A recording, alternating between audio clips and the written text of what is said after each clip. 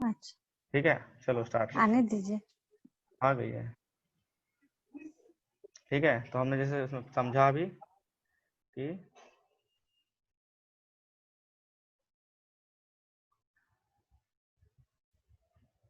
कोई मत करो ऐसे, ठीक है। ग्राम पंचायत हो गया, ग्राम सभा हो गई। ग्राम सभा समझ गए ना, कि ग्राम सभा वो वयस्क लोग जो वोट डालने वाले थे, उन्हीं का समूह जो होता है ग्राम सभा होता है। और क्योंकि हमें राज्य स्तर पे जो हम वोट डालते हैं, जैसे हमने विधानसभा के लिए वोट डाले, तो हम कुछ ऐसा सभा नहीं बनाते कि हम अपने जो विधायक जो चुने गए उनकी बात, उनका ऊपर निरीक्षण करें। लेकिन ये सहूलियत, ये अच्छा, फैसिलिटी ग्राम लेवल पे दे दी गई है। ग्राम लेवल पे ग्राम सभा एक बनाई गई, ग्राम सभा एक टर्म बना दिया गया, इसको ज्यादा पावर दे दी गई है। ठीक है, पंचायत के काम का निरीक्षण कर सकती है और बजट पास करने के लिए बैठक कर सकती है। ठीक है, तो ग्राम सभा को जैसे मनरेगा अच्छा में तो हाँ हाँ बोलिए। जो मनरेगा में काम काज चलता रहता है, उसमें पैसा कौन देता है? ग्राम पंचायत पैसा देती है, जो काम करते हैं लोग। तो लेकिन ये ग्राम सभा उसकी जांच कर सकती है कि पैसा, काम जो जिसको पैसा दे रहे हैं वो काम कर, उस काम के लिए आ भी रहा है कि इसी नकली स्लिप बना बना के पैसा बट रहा है। तो ग्राम सभा उसकी निरीक्षण कर सकती है। ठीक है, तो ग्राम सभा को किस ज्यादा प्रकार से कर सकते हैं निरीक्षण? डॉक्यूमेंट कैसे? चेक करके, जैसे डॉक्यूमेंट चेक किया कि जो तो आया है। इसमें इतने सारे लोग हैं जो वोट देने के लायक हैं, इतने सारे, क्या सब करेंगे? कुछ जब गड़बड़ी होती है तो सबको पता चलता है ना, तो सब जाते हैं, मिलते हैं और उसके लिए बारे में डिस्कस करते हैं। जब 543 लोग एक लोकसभा में बैठ के डिस्कस कर सकते हैं, तो ग्राम सभा में तो 543 तो नहीं होते ना। हम्म। तो वो तो डिस्कस हम्म। कर ही सकते हैं उस चीज को। अगर कोई सड़क बननी है, सड़क बनने के लिए पहले तो पास करवाना, ग्राम पंचायत ही पास करेगी कि यहाँ से सड़क बनेगी कि नहीं बनेगी। मान लीजिए कोई जंगल है, जंगल में से काट के सड़क बना रहे हैं, तो ग्राम पंचायत की मंजूरी लेना जरूरी है, ग्राम सभा की। कभी कभी ऐसा होता सभा है, की। कभी कभी ऐसा होता है कि केंद्र सरकार को भी ग्राम सभा से मंजूरी लेनी पड़ती है। ये आप बाद में अच्छा। पढ़ेंगे, जब इन्वायरमेंट वाले टॉपिक पढ़ेंगे तो आप देखेंगे कि कभी कभी केंद्र को भी ग्राम सभा से परमिशन लेनी पड़ती है कि यहाँ ये काम करें कि नहीं करें। वो जो वन जंगलों में होता है जो काम, जो जंगल क्षेत्र होते हैं, जो सुरक्षा आरक्षित क्षेत्र होते हैं, वहां पे ग्राम सभा को और ज्यादा पावर दी गई है। ठीक है, तो कभी कभी केंद्र सरकार, राज्य सरकारों को भी ग्राम सभा से ही मंजूरी लेनी पड़ती है। ठीक है, तो ये चुनी हुई नहीं होती, वो लोग होते हैं जो वो वयस्क लोग जो मतदान कर सकते हैं, मतदान करते हैं। ठीक है, हम्म। इसके बाद है स्थानीय शासन का ढांचा जिला स्तर तक का है। स्थानीय शासन का ढांचा जो है जिला स्तर है, जैसे गांव, फिर बीच में इंटरमीडिएट, फिर जिला। ठीक है, सॉरी, जिला स्तर का है। एक जिले के अंदर पूरा स्थानीय शासन होता है। कई ग्राम पंचायतों को मिलाकर पंचायत समिति बनती है। ठीक है, कई ग्रामों को बनाकर 3 स्तर पर होता है। देखिए, ग्राम पंचायत, फिर पंचायत समिति, और फिर जिला समिति, जिला पंचायत समिति। ठीक है, 3 स्तर पे होता है। सबसे नीचे क्या होता है? ग्राम पंचायत। कई ग्राम पंचायत मिला के पंचायत समिति बनाते हैं, और सारे पंचायत समिति जिला मिला के जिला पंचायत बनाती है। ठीक है, पंचायत समिति को और क्या क्या बोलते हैं? मंडल, प्रखंड स्तरीय पंचायत, मंडल स्तरीय या प्रखंड स्तरीय पंचायत। ठीक है, मंडल स्तरीय या प्रखंड स्तरीय, बीच वाले को पंचायत समिति को। इसके सदस्य का चुनाव कौन करता है? ये लोग करते हैं, अप्रत्यक्ष होता है इसमें। सदस्यों को चुनाव अप्रत्यक्ष रूप, लोग नहीं करते डायरेक्ट, ये लोग करेंगे। और इसके सदस्य को चुनाव ये लोग करेंगे। ठीक है, इसमें डायरेक्ट चुनाव होता है, लोग चुनते हैं, लेकिन इन दोनों में अप्रत्यक्ष चुनाव होता है। ठीक है, तो पंचायत समिति में चुनाव कैसे होता है? पंचायत समिति में चुनाव इलाके के सभी पंचायत सदस्य जो होंगे, जो उस इलाके में जितने पंचायत सदस्य होंगे, वो आपस में से कर लेंगे कि हाँ, अपने में से उठा बिठा देते हैं ऊपर। ठीक है ना, किसी जिले को, म्यूट कर लो, जिसको बात नहीं करना वो म्यूट कर लो। इलाके में सभी पंचायत सदस्य करते हैं। किसी जिले में सभी पंचायत समितियों को मिलाकर जिला परिषद या जिला पंचायत का गठन होता है। जिला परिषद के अधिकांश सदस्य को चुनाव होता है। जिला परिषद में उसे जिले के लोकसभा और विधानसभा के लिए चुने गए सांसद और विधायक तथा जिले स्तर की संस्थाओं के कुछ अधिकारी भी सदस्य के रूप में होते हैं। जिला परिषद में जो होता है, जो लोग सदस्य होते हैं, कुछ तो चुने जाते हैं, और कुछ क्या होते हैं, लोकसभा से आते हैं। विधानसभा के लिए जो चुने गए सांसद वो भी उसके सदस्य बन जाते हैं। ठीक है, और जो स्थानीय जिला स्तर पर संस्था है उसके अधिकारी भी उसके सदस्य होते हैं, ठीक है ना। कुछ चुने जाते हैं, कुछ ऑलरेडी दूसरे संस्थाओं से आते हैं सदस्य। जिला परिषद का मुख्य प्रमुख इस परिषद एक्सक्यूज का मी, राजनीतिक प्रधान होता है। हाँ बोलिए। एक चीज, हाँ पूछिए। जैसे ये जो जिला पंचायत नहीं, जिला परिषद। हाँ जिला परिषद जो है हाँ ये, हाँ ये जिला परिषद तो ये तो शहर और गांव दोनों के लिए करेगा काम। हाँ जी, दोनों के लिए करेगा काम। हाँ मतलब वही पंचायत ये गांव का सब होते होते आ गया इधर जिला परिषद, तो वही एक चीज पूछना था, जैसे ग्राम सभा जो है ये एक गांव की बात होती है ना? हाँ, ग्राम सभा एक गांव की हाँ बात, एक या मतलब जितने, जैसे कि अगर हाँ उसमें हाँ हाँ उस पंचायत में एक से ज्यादा गांव है तो उसकी ग्राम सभा हो गई। अगर एक पंचायत में एक गांव है तो एक गांव के लोग ग्राम सभा बनाएंगे। एक पंचायत में अगर 3 गांव है तो 3 गांव के लोग ग्राम सभा बनाएंगे। पंचायत समिति, उसके बाद फिर जिला परिषद, हाँ जी। उससे हाँ हो गया। पंचायत जो होता है 2-3 गांव मिला के ये बनता है जनसंख्या के हिसाब से। लगभग, हाँ, नॉर्मली 2-3 लगभग। गांव मिला के ही बनता है। ठीक है, बिहार की बात करें तो ऐसा होता है, बाकी जगह हो सकता हो कि एक ही गांव में बन जाता हो। ठीक है, नहीं बस ये इस प्रकार हो गया। स्थानीय शासन वाली शाखाएं संस्थाएं जो है शहरों में भी काम करती हैं। शहरों में देखो क्या होता है, शहरों में अब नगर पालिका होती है। ठीक है, बड़े शहरों में नगर निगम होता है। नगर पालिका और नगर निगम दोनों का कामकाज निर्वाचित प्रतिनिधि करते हैं, जिसे हम क्या बोलते हैं, वार्ड सदस्य बोलते हैं। वार्ड, यहाँ भी वार्ड होते हैं। ठीक है, पार्षद बोलते हैं जिनको हम पार्षद बोलते हम्म। हैं। ठीक है ना, ये होते हैं। नगर पालिका प्रमुख नगर पालिका के राजनीतिक प्रधान होते हैं। नगर निगम के ऐसे पदाधिकारी को मेयर कहा जाता है। ठीक है, समझ रहे हो। छोटा अगर नगर है तो नगर पालिका बनेगी, बड़ा नगर है तो नगर निगम बनेगा। नगर पालिका बनी है तो उसका प्रधान जो होगा, नगर पालिका का जो प्रमुख होगा उसका प्रधान बन जाएगा। और नगर निगम होगा तो मेयर बन जाएगा, उसके पदाधिकारी को मेयर कहा जाएगा। कई जगह ये इलेक्टेड होता है, कई जगह इनको चुना जाता है। मतलब कई जगह तो और होता है कि इसका चेयरमैन क्या होता है? चेयरमैन को मेयर कहेंगे ना। जो अच्छा, नगर निगम हो गया उसका चेयर, इंग्लिश में बोल दिया चेयरमैन और हिंदी में बोल दिया प्रधान। ठीक है, अच्छा प्रधान बोल दिया या फिर चेयरमैन बोल दिया। ठीक है, समझ गए ना। तो दो आप जो बोले थे, इधर गांव है, ग्राम है, इधर शहर है। ठीक है, मान लिया। इधर क्या बना, ग्राम पंचायत। फिर इसके बाद पंचायत समिति। फिर इसके ऊपर जिला परिषद। ठीक है, जिला परिषद। ठीक है ना। यहाँ क्या बना, एक ही बना, नगर पालिका या नगर निगम। ठीक है, नगर पालिका या नगर निगम। बड़ा है अगर शहर तो नगर निगम बनेगा। ठीक है, स्थानीय सरकारों की यह नई व्यवस्था जो है दुनिया में लोकतंत्र का अब तक का सबसे बड़ा प्रयोग है। ठीक है, नगर पालिका और ग्राम पंचायतों के लिए करीब 36 लाख लोगों का चुनाव होता है।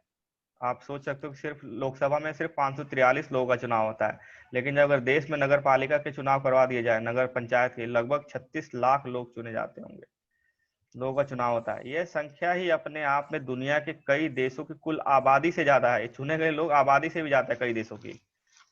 स्थानीय सरकारों को संवैधानिक दर्जा दिए जाने से हमारे यहाँ लोकतंत्र की जड़ें और मजबूत हो गई है। पहले क्या था, इसको संवैधानिक दर्जा नहीं दिया गया था। कब दिया गया इसको संवैधानिक दर्जा, 1992 में। ठीक है, 72वां संशोधन, 72nd और 73rd संशोधन, इससे क्या बना, पंचायत बना। ठीक है, गांव के लिए। और इस 73rd से क्या बना, शहरों के लिए नगर पालिका। ठीक है, तो 2 संशोधन हुए 1992 में, 72वां संशोधन और 73वां संशोधन। 72वें संशोधन से पंचायत और 73वें संशोधन से नगर पालिका। ठीक है, अब ये क्या है, इनमें महिलाओं का प्रतिनिधित्व बढ़ाने के साथ ही हमारे लोकतंत्र में इनकी आवाज को एक मजबूत किया मिनट, गया है। हाँ बोलिए। 72 से क्या बना था, पंचायत बना था ना हाँ जी, 73 से। ग्राम गांव के लिए 72वां है और शहरों के लिए 73वां है, नगर निगम, नगर पालिका, नगर निगम या नगर पालिका। ठीक है, गांव स्तर पर जो बनेगा वो 72वें अमेंडमेंट से हुआ है, 73वें अमेंडमेंट से शहर लेवल पे हुआ है, जो चेंज हुआ है। तो इसमें महिलाओं को भी प्रतिनिधित्व कितना दिया गया था, 1/3, 1/3 आरक्षण दिया गया इसमें। ठीक है, ये जरूरी आरक्षण दिया जाता है। इसके बाद है, इसके बावजूद अभी भी अनेक परेशानियां कायम हैं। पंचायतों के चुनाव तो नियमित रूप से होते हैं और लोग बड़े उत्साह से हिस्सा भी लेते हैं, लेकिन ग्राम सभाओं की बैठक, आपने कभी सुना है कि आपके गांव में ग्राम सभा की बैठक हो रही हो और लोग जाके बैठ के ग्राम पंचायत के लिए, पंचायत के काम का निरीक्षण कर रहे हो? बहुत मुश्किल, बहुत रेयर ये चीज होती है। ठीक है, क्योंकि लोगों को इसके बारे में कई लोगों को पता भी नहीं, जागरूक ही नहीं है। तो ग्राम सभा की बैठकें नियमित रूप से नहीं होती, जो बहुत इंपॉर्टेंट हिस्सा था एक उसका, पंचायत पर नजर रखने का। होता ना, मुखिया पैसा खा जाता है, आए दिन न्यूज आता है कि मुखिया कोई स्कीम आई, मुखिया सारा पैसा खा गया। क्यों खा गया? क्योंकि वहां पे ग्राम सभा जो है वो है ही नहीं, बनाई ही नहीं जा रही, लोग उसके बारे में जानते ही नहीं है। ठीक है, ग्राम सभा के बारे में लोग या तो जानते नहीं है, या फिर जो जान रहे हैं वो मुखिया के ही कुछ रिश्तेदारी में है, तो बैठक ही नहीं करने देते। अधिकांश राज्य सरकारों ने स्थानीय सरकारों को पर्याप्त अधिकार नहीं दिए हैं, पर्याप्त अधिकार नहीं दिए हैं। वे अधिकार कहाँ से आते हैं? संविधान से अधिकार नहीं है, संविधान में तो सिर्फ बना दिया गया है इनको, अधिकार अभी भी राज्य सरकार दे रही है। राज्य सरकार अपनी मर्जी से कितने को अधिकार दे सकती है, कोई अधिकार ले भी सकती है। तो अधिकांश राज्यों ने पर्याप्त अधिकार, जितने देने चाहिए उतने अधिकार नहीं दिए। अगर मान लीजिए पैसा कमाने के सारे सोर्स नहीं दिए, जब पैसा ही नहीं आएगा तो पंचायत काम कैसे करेगी, है ना?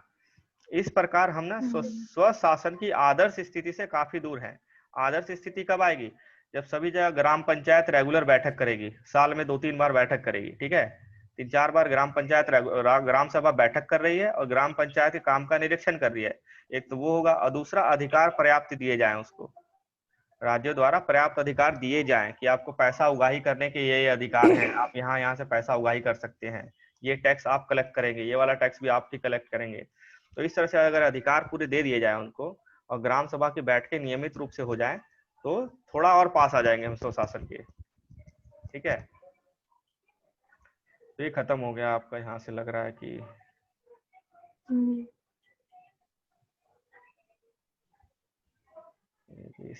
लोकतंत्र और विविधता। अब देखिए, आपके 6ठी 7वीं क्लास के ही जो शुरू वाले थे वही सब घूम रहा है, अब 10th आ गया है। ठीक है, लोकतंत्र और विविधता क्या है? हमने पिछले अध्याय में देखा, भाषाई और क्षेत्रीय विविधता के बारे में देखा था। ठीक है, उसको संघ साथ लेकर चलने के लिए सत्ता का बंटवारा किया जाता है। क्यों बंटवारा किया जाता है? ताकि विविधताओं को सम्मान किया जाए, उनको साथ लेकर चला और एकता को बढ़ावा दिया जाए, इसीलिए सत्ता का बंटवारा होता है, एकता को बढ़ावा और विविधता को सम्मान, को सम्मान दिया जाए। ठीक है, इससे एकता को बढ़ावा मिलेगा। तो लेकिन लोगों की विशिष्ट पहचान सिर्फ भाषा और क्षेत्र के आधार पर नहीं होती। कई बार लोग अपनी पहचान और दूसरों से अपने संबंध शारीरिक बनावट, वर्ग, धर्म, लिंग, जाति, कबीले वगैरह के आधार पर भी करते हैं, सिर्फ भाषा और क्षेत्र के आधार पर नहीं करते। कभी कभी क्या कहते हैं, एक ही इलाके, एक ही जगह रह रहे, एक ही भाषा बोल रहे हैं, फिर भी लेकिन अलग अलग मानते हैं अपने एक दूसरे को, जाति के आधार पे, कबीले के आधार पे, धर्म के आधार पे। इस अध्याय में हम देखेंगे कि किस तरह लोकतंत्र सारी सामाजिक विभिन्नताओं, अंतरों और असमानताओं। कबीले क्या होता है? क्या चीज? कबीला? जैसे आज क्या होता है, आज जिसे बोलते हैं समाज बोलते हैं, जैसे हम गांव में रहते हैं। ठीक है, गांव हो गया, शहर हो गया। ठीक है, वैसे जो आदिवासी, जो अनुसूचित जनजाति के लोग हैं, वो एक तरह का कबीले में रहते हैं। ठीक है, वो आप जो समूह बनाते हैं उसको कबीला कहते हैं। ठीक है, उसको कबीला कहते हैं। जैसे हम लोग गांव बोल देते हैं, कुछ शहर बोलते हैं, कुछ नगर बोलते हैं। ठीक है, इसी तरह उसको कबीला बोलते हैं, क्षेत्र को कबीला बोल दिया गया है। ठीक है,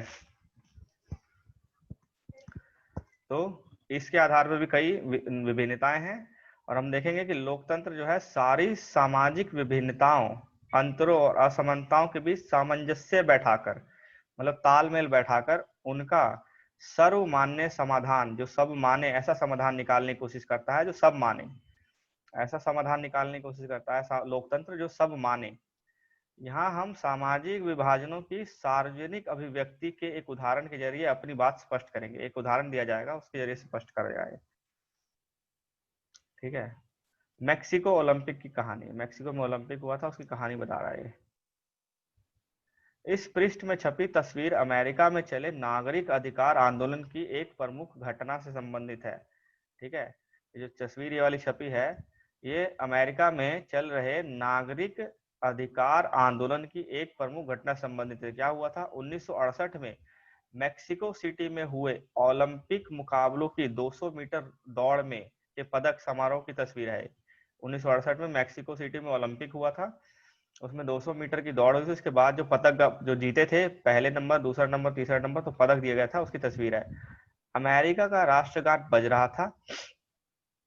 तो अपने देश का, अगर किसी देश का राष्ट्रगान बजता है तो लोग फक्र से सर ऊंचा करते हैं ना, और सिर झुकाए और मुट्ठी ताने जो दो खिलाड़ी हैं, वे हैं अमेरिकी धावक टॉमी स्मिथ और जॉन कार्लोस। अगर भारत में ऐसा क्या कर दिए कोई, तो उसको क्या कहेंगे सब लोग? देशद्रोही कहने लगेंगे। आवाज उठाने को क्या कहते हैं लोग यहाँ पे? देशद्रोही कहने लगेंगे। हो सकता है कोई भीड़ आए उसको मार भी दे इनको।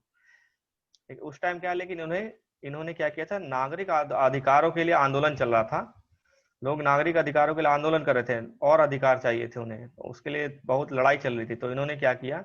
इन्होंने अपना विचार प्रकट करने के लिए, अपना तरफ से मत के लिए इन्होंने ये तरीका अपनाया कि अब राष्ट्रगान चल रहा है, इन्होंने सिर झुका के मुट्ठी ताने हुए ये दोनों खड़े हैं। इन्होंने क्रमशः क्या, एक ने स्वर्ण पदक जीता था और एक कांस्य पदक जीता। टॉनी स्मिथ ने स्वर्ण पदक जीता था और कार्लोस ने कांस्य पदक जीता था। उन्होंने जूते नहीं पहने थे, सिर्फ मोजे चढ़ाए पुरस्कार लेकर दोनों ये जताने की कोशिश कर रहे थे कि अमेरिकी जो है अश्वेत लोग, जो अमेरिकी अश्वेत लोग जो हैं गरीब हैं। स्मिथ ने अपने गले में एक काला मफलर जैसा परिधान भी पहना था, जो अश्वेत लोगों के आत्मगौरव का प्रतीक है। कार्लोस ने क्या किया? कार्लोस ने मारे गए अश्वेत लोगों की याद में काले मनकों, जो मोती होता है, उसकी एक माला पहनी हुई थी। अपने इन प्रतीकों और तौर तरीकों से उन्होंने अमेरिका में होने वाले रंग भेद के प्रति अंतरराष्ट्रीय ये सब रियल स्टोरी है या फिर रियल ऐसे स्टोरी है जी, काल्पनिक रियल, एग्जाम्पल नहीं के नहीं लिए? नहीं। रियल स्टोरी है, अवार्ड मिला।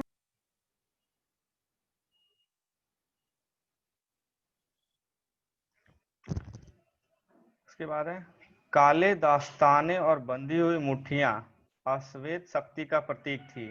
काले दस्ताने और बंधी हुई मुट्ठियां अश्वेत शक्ति का प्रतीक थी। रजत पदक जीतने वाले, ये जो तीसरा जो है, रजत पदक जीतने वाले ऑस्ट्रेलियाई धावक पीटर नॉर्मन के ने पुरस्कार समारोह में अपनी जर्सी पर क्या लिखा गया था? मानवाधिकार का बिल्ला लगाकर, मानवाधिकार का जो बिल्ला होता है ना, टैग, वो लगाकर अपना समर्थन दिया इन लोगों को, इन दोनों को। इसने भी अपना समर्थन दिया, इस तीसरे ने भी अपना समर्थन दिया, मानवाधिकार का बिल्ला अपने गले में पहन के, जर्सी पर लगाकर, जर्सी मतलब स्वेटर पे लगा के।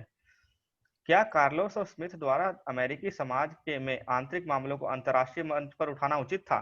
मतलब आपके घर का जो देश में जो चल रहा है उसको आप बाहर क्यों उठा रहे हो? क्या ये उचित था? क्या आपके काम को राजनीतिक मानेंगे? क्या ये राजनीति था? पीटर नॉर्मन जो न अमेरिकी थे न अश्वेत थे, जो तीसरा जो ऑस्ट्रेलियाई खिलाड़ी था, उसने क्यों किया ये सब? वो क्यों विरोध में शामिल हुआ? क्या आप उसकी जगह होते तो ऐसा ही करते? ये पूछे गए सवाल है। ऐसा कोई जरूरी नहीं कि आप आंसर ही दो। अब हो सकता है कि उसके पक्ष में भी रहो, विपक्ष में भी रहो। ये देखिए, एक मूर्ति भी बना दी गई उन दोनों की बाद में। अंतर्राष्ट्रीय ओलंपिक संघ ने क्या किया? कार्लोस और स्मिथ द्वारा राजनीतिक बयान देने की इस युक्ति को ओलंपिक भावना के विरुद्ध बताया। ठीक है, उस समय ओलंपिक संघ ने, जो खेल करवाता था संघ, उसने इसको ओलंपिक भावना के विरुद्ध बताया। ठीक है, और उन्हें दोषी करार दिया गया और उनके पदक वापस ले लिए गए। नॉर्मन को भी अपने फैसले की कीमत चुकानी पड़ी। जो तीसरा ऑस्ट्रेलियाई खिलाड़ी था उसको भी चुकानी पड़ी। अगले ओलंपिक में उसे जगह नहीं दी गई ऑस्ट्रेलिया की टीम में। इसके फैसलों ने अमेरिकी में बढ़ते नागरिक अधिकार आंदोलन के प्रति दुनिया का ध्यान खींचने में लेकिन सफलता पाई। उन्होंने ध्यान खींचा कि अमेरिका में चल क्या रहा है। जैसे इस साल क्या हुआ, इस साल एक अश्वेत आदमी को 4-5 पुलिस वाले जो गोरे थे उन्होंने कुछ मार दिया था, गोली मार दिया।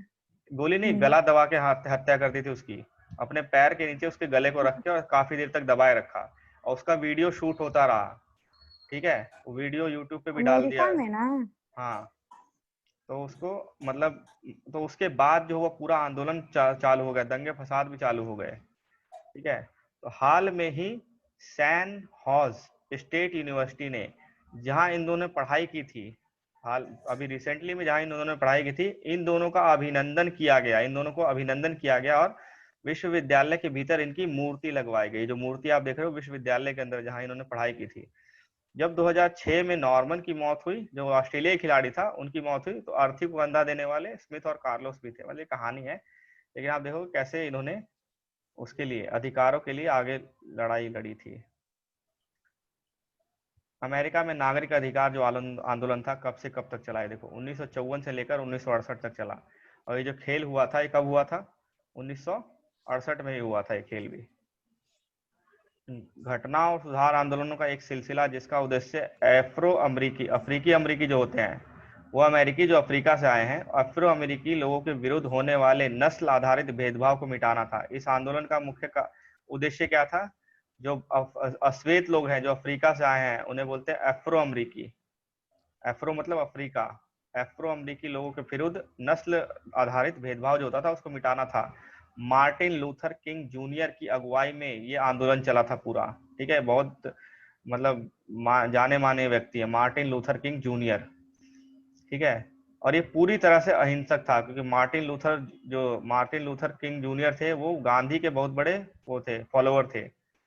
इसने नस्ल के आधार पर भेदभाव करने वाले कानूनों और व्यवहार को समाप्त करने की मांग उठाई, जो अंततः में सफल हुई। ठीक है, फिर उसके बाद अश्वेत शक्ति आंदोलन भी चला, 1966 में उभरा, 1975 तक चला। ऐसे कई आंदोलन चले जो नस्लवाद, विविधता के कारण जो अगर कुछ इशू उत्पन्न होता है ना, प्रॉब्लम होने लग जाती है, विविधता के कारण जब बहुसंख्यक लोग अल्पसंख्यक को दबाने की कोशिश करते हैं, जहां विविधता होती है वो क्या होता है, वहां पे जो बहुमत होगा, जिसका बहुसंख्यक होंगे, वो अल्पसंख्यक को दबाने की कोशिश करेंगे, तो फिर आंदोलन होते हैं। ठीक है, इसके बाद है, ये एग्जाम्पल दे दिया गया आपको, इस एग्जाम्पल के बाद क्या करा गया है? समानताएं, असमानताएं और विभाजन। ऊपर दिए गए उदाहरण में खिलाड़ी सामाजिक बंटवारे और सामाजिक भेदभाव को अपने तरीके से विरोध कर रहे थे। क्या ऐसा भेदभाव सिर्फ नस्ल या रंग के आधार पर ही होता है? पिछले 2 वर्षों में 2 अध्यायों में हमने सामाजिक बंटवारे के कुछ अन्य स्वरूपों को देखा। उदाहरण के लिए बेल्जियम में जो हुआ था भाषा के आधार पर, श्रीलंका में हुआ था कि इसमें भाषा के आधार पर हुआ था। विभाजन क्षेत्रीय और सामाजिक दोनों स्तरों पर मौजूद था। विभाजन जो था क्षेत्रीय और सामाजिक दोनों स्तर पर मौजूद था इन दोनों देशों में। बेल्जियम में अलग अलग इलाकों में रहने वाले लोग अलग अलग भाषाएं बोलते थे। श्रीलंका में बंटवारा भाषा और क्षेत्र दोनों आधार पर दिखाई दिया। इस प्रकार समाज में सामाजिक विविधता अलग अलग रूप से सामने आती है। कहीं भाषा के तौर पे आती है, कहीं किस तौर पे आती है, रंग के नाम पे आती है कि श्वेत है अश्वेत है, कहीं क्षेत्र के तौर पे आती है कि वो बिहारी है बंगाली है, कहीं क्या कहते हैं जाति के नाम पे होती है भेदभाव, कहीं धर्म के नाम पे भेदभाव होता है। ऐसे कई तरीकों से भेदभाव होता है। ठीक है, सामाजिक भेदभाव की उत्पत्ति कैसे होती है? सामाजिक विभाजन अधिकांशतः जन्म पर आधारित होता है। सामाजिक विभाजन अधिकांशतः जन्म पर, अधिकांशतः, जैसे कि महिला पुरुष, जाति, ऊंची जाति नीची जाति, धर्म, रंग, ये सब लगभग जन्म पर आधारित है। ठीक है, जन्म पर आधारित होता है। सामान्य तौर पर अपना समुदाय चुनना हमारे वश में नहीं होता। हम किस समुदाय में रहेंगे ये हमारे वश में नहीं होता। जिस समुदाय में हम पैदा होते हैं वही हमारा समुदाय बन जाता है। ठीक है, हम सिर्फ इस आधार पर किसी समुदाय के सदस्य हो जाते हैं कि हमारा जन्म उस समुदाय के एक परिवार में हुआ है। ठीक है, जैसे जाति को ले लें तो हमने थोड़ी ना मान लिया कि हम इस जाति के हैं। ये तो क्योंकि हमारा जन्म ही उस जाति के एक परिवार में होगा तो हम उस जाति के हो गए। चाहे हम वो काम कर रहे हो ना कर रहे हो, लेकिन उस जन्म ही उस जाति में हुआ है तो उस जाति के हो गए। जन्म पर आधारित सामाजिक विभाजन जो है उसका अनुभव हम दैनिक जीवन में लगभग रोज करते हैं। हम अपने आसपास देखते हैं, चाहे कोई स्त्री हो या पुरुष, लंबा हो या छोटा, सबकी चमड़ी का रंग अलग अलग होता है, उसकी शारीरिक समताएं असमताएं अलग अलग हैं। बहरहाल सभी किस्म के सामाजिक विभाजन सिर्फ जन्म पर आधारित नहीं होते। ठीक है, जन्म पर जो आधारित थे वो हो गए। जैसे कोई जन्म से अपंग है, ठीक है, तो उसको भी भेदभाव का सामना करना पड़ेगा। ये सामाजिक भेदभाव किस लिए है? जन्म के आधार पर है। लेकिन सब जन्म के आधार पर नहीं होता, कुछ चीजें हमारी पसंद या चुनाव पर भी तय होती है। कई लोग अपने माँ बाप और परिवार से अलग अपनी पसंद का भी धर्म चुन लेते हैं। ठीक है, मान लीजिए मैं हिंदू धर्म में एक परिवार में पैदा हुआ हूँ, लेकिन 20, 22, 23, 25, 30 साल बाद मुझे लगा कि नहीं, मुझे अब ईसाई धर्म अपना लेना चाहिए, अच्छा धर्म है। जैसे कोई लोग बौद्ध धर्म अपना लेते हैं। जैसे अगर भीमराव अम्बेडकर की बात करें तो उन्होंने अपने लगभग लास्ट के जीवन काल में बौद्ध धर्म अपना लिया। तो कुछ लोग अपनी पसंद का धर्म भी चुनते हैं। हम सभी लोग पढ़ाई के विषय, पेशे, खेल या सांस्कृतिक गतिविधियों का चुनाव अपनी पसंद से करते हैं। ठीक है, तो हम क्या पढ़ाई करेंगे, कौन सा पेशा चुनेंगे, किस तरह के खेल खेलेंगे, कौन सी सांस्कृतिक गतिविधियों में भाग लेंगे, वो अपनी पसंद से करते हैं। इन सब के आधार पर सामाजिक समूह बनते हैं और ये जन्म पर आधारित नहीं होते। ठीक है, ये सब जन्म पर आधारित नहीं होते। हर सामाजिक विभिन्नता सामाजिक विभाजन का रूप नहीं लेती, लेकिन जरूरी नहीं कि हर सामाजिक विभिन्नता सामाजिक विभाजन का रूप ले ले। हर सामाजिक विभिन्नता सामाजिक विभाजन का रूप नहीं लेती। सामाजिक विभिन्नताएं लोगों के बीच बंटवारे का एक बड़ा कारण जरूर होती हैं, लेकिन यह विभिन्नताएं कई बार अलग अलग तरह से लोगों के बीच पुल का काम करते, पुल मतलब ब्रिज, जोड़े रखने का काम करती है। विभिन्न सामूहिक समूहों के लोग अपने समूहों की सीमाओं पर से परे भी समानताओं और असमानताओं का अनुभव करते हैं। ऐसा नहीं कि वो सिर्फ उन सीमाओं पर असमानताओं का अनुभव कर रहे हैं, उससे दूर भी करते हैं। जो उदाहरण पहले दिया गया, जिसमें कार्लोस और स्मिथ तो एक हिसाब से समान थे। ठीक है, नॉर्मन जो श्वेत था, नॉर्मन जो थे, जो ऑस्ट्रेलिया थे, वो श्वेत थे, गोरे थे, पर इन तीनों में एक समानता थी, तीनों जो थे नस्ल आधारित भेदभाव के खिलाफ थे। ठीक है, तो ये जो एक तरह से जो बोला कि पुल का काम करता है, सामाजिक विभिन्नताएं कभी कभी पुल का काम करती है, जोड़ती हैं। तो जो ये जो नॉर्मन थे, ये गोरे थे, जब इस लड़ाई में आए, ये गोरा एक इस लड़ाई में आया, श्वेतों की लड़ाई में आया, तो इसके साथ और भी लोग आएंगे, जुड़ेंगे। तो एक तरह से पूरे समाज को जोड़ दिया ना दूसरे समाज से इसने, इस एक उसने।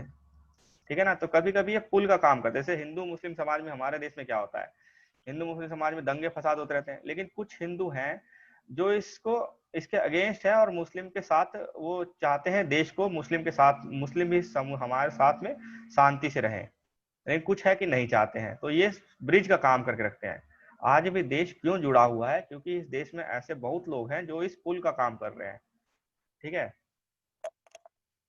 अक्सर यह देखा जाता है कि एक धर्म को मानने वाले लोग खुद को एक ही समुदाय का सदस्य नहीं मानते, क्योंकि उनकी जाति या उनका पंथ अलग होता है। ठीक है, सिर्फ एक समुदाय का सदस्य नहीं मानते क्योंकि उनकी जाति और उनका पंथ अलग है। यह भी संभव है कि अलग अलग धर्म के अनुयायी होकर भी एक जाति वाले लोग खुद को एक दूसरे के ज्यादा करीब महसूस करें। ठीक है, ऐसा भी हो सकता है कि अलग अलग धर्म के लोग हैं होकर भी एक जाति वाले जो लोग हैं अपने आप को करीब महसूस करें।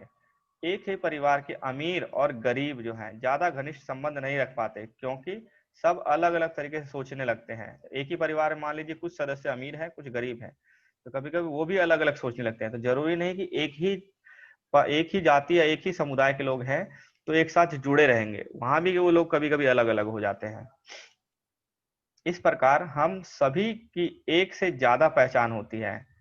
हम सिर्फ जाति या जैसे एक समुदाय का पहचान नहीं है, उस समुदाय के अंदर भी हमारी अलग अलग पहचान होती है। ठीक है, उस समुदाय के अंदर भी अलग अलग पहचान होती है। जैसे अगर मैं बोलूं कि मैं हिंदू हूँ और जो 4 लोग और चल रहे हैं वो भी हिंदू हैं, लेकिन उस हिंदू के अंदर भी मेरी अलग पहचान हो सकती है, उनकी अलग पहचान हो सकती है। ठीक है, जैसे मुस्लिम है तो मुस्लिम में भी अलग अलग जातियां होती हैं।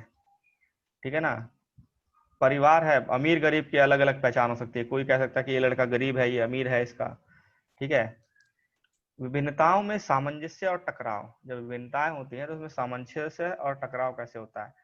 सामाजिक विभाजन अब तक पढ़ लिया आपने, सामाजिक विभाजन पढ़ा है। देश अलग अलग जाति धर्म के लोग, अलग अलग समुदाय के लोग होते हैं तो अपने आप को अलग अलग मानते हैं, लेकिन कभी कभी एक ही जाति के, एक ही समुदाय में लोग अपने आप को अलग अलग मानते हैं। ठीक है, जब कुछ सामाजिक विभाजन कब एक ही होता है? मिनट, हाँ, इस साइड में कार्टून दिया है, इसका अर्थ क्या निकलता है, इसका मतलब क्या है? ये लिखा हुआ है ना, ये कार्टून। सिर नहीं है। इस कार्टून में हर व्यक्ति अलग अलग अर्थ निकाल सकता है। ठीक है, आप अलग अर्थ निकाल सकते हो, वो डिपेंड करता है आपका सोच क्या है। ठीक है, आपको इस कार्टून का क्या मतलब समझ में आता है, अच्छा अच्छा। अपने अपने वो मतलब निकाला, ऐसे दे दिया है कि कोई मतलब नहीं है। हाँ, इस हम्म लोग किस तरह से मतलब देखते हैं, नजरिया कैसे होता है, वो डिपेंड करता है किस तरह के एनवायरनमेंट या समुदाय में रहा है, कुछ भी कह सकते हो। ठीक है, फिर हम देख रहे हैं सामाजिक विभाजन कम होता है। अब हमने देखा सामाजिक विविधता देखी, सामाजिक विविधता देखी। अब सामाजिक विभाजन कब होगा? जब कुछ सामाजिक अंतर दूसरी अनेक विभिन्नताओं के ऊपर और बड़े हो जाते हैं। कुछ सामाजिक अंतर अनेक विभिन्नताओं के ऊपर ऊपर पहुंच जाते हैं, मतलब वो ज्यादा जरूरी हो जाते हैं लोगों के लिए। ठीक है, वो ज्यादा जैसे हमारे में हिंदू मुस्लिम में कुछ लोग ज्यादा जरूरी किस चीज को मानते हैं? गाय को मान लेते हैं। ठीक है, गाय को लेकर बहुत बवाल हो जाता है। कुछ चीजें अच्छी भी थी दोनों में, लेकिन इंपॉर्टेंस किसको दिया गया? इसको दिया गया। अमेरिका में श्वेत अश्वेत का अंतर एक सामाजिक विभाजन भी बन जाता है, क्योंकि अश्वेत लोग आमतौर पर गरीब होते हैं। ठीक है, बेघर हैं, भेदभाव का शिकार हैं। ठीक है, तो कुछ चीजें होती हैं जो इंपॉर्टेंस जिसको ज्यादा दे दिया जाता है, तो उस वजह से सामाजिक विभाजन होने लगता है। ठीक है, हमारे देश में भी दलित दलित जो है आमतौर पर गरीब और भूमिहीन है। उन्हें अक्सर भेदभाव और अन्याय का शिकार होना पड़ता है। जब एक तरह का सामाजिक अंतर अंतर बोले तो डिफरेंस क्या है? वो गरीब है, आप अमीर हो। वो भूमिहीन है, आपके पास बहुत सारे जमीन है। वो कुछ ऐसी चीजें खाता है जो आप नहीं खाते हो। ये सामाजिक अंतर, कुछ सामाजिक अंतर जब ज्यादा इंपॉर्टेंस दे दिया जाता है इसको, तो वो विभाजन बनने लग जाता है। कुछ सामाजिक अंतरों को, जैसे गरीब अमीर को, भूमि भूमिहीन को, क्या खाता है क्या पहनता है, उसको उस अंतर को ज्यादा इंपॉर्टेंस, ज्यादा महत्वपूर्ण बन जाए।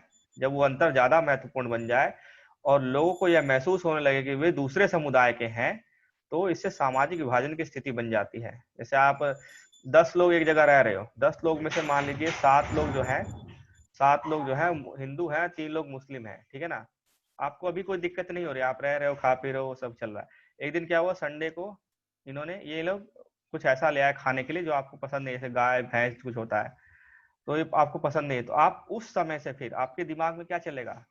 सोच बनने लग जाएगी अलग होने की, कि हम 7 लोग जो हैं वो अलग हैं, ये अलग तरीके के लोग हैं। ठीक है, तो वहां से फिर सामाजिक विभाजन की स्थिति पैदा होने लग जाती है। सामाजिक विभिन्नता होना ही सामाजिक विभाजन का काम नहीं करती। कुछ चीजों को हम जो इंपॉर्टेंस देने लग जाते हैं ना जब, तो सामाजिक विभिन्नता बन जाती है। सामाजिक विभाजन तो, विविधता तो बहुत सारी है देश के अंदर। हर परिवार में, हर परिवार थोड़ा ना लड़ाई करने लगता है। एक परिवार के अंदर कुछ लोग गरीब होते हैं, कुछ अमीर होते हैं। ठीक है, लेकिन इसका मतलब नहीं कि हर परिवार में लड़ाई होती है। लेकिन कुछ परिवारों में इस चीज को लेके फिर ये सोचेंगे हम अमीर हम गरीब, अलग अलग होने लग जाएंगे। ठीक है, अपने आप को अलग अलग समझेंगे, तो फिर वो विभाजन बनने लग जाता है, फिर लड़ाइयां शुरू हो जाती है।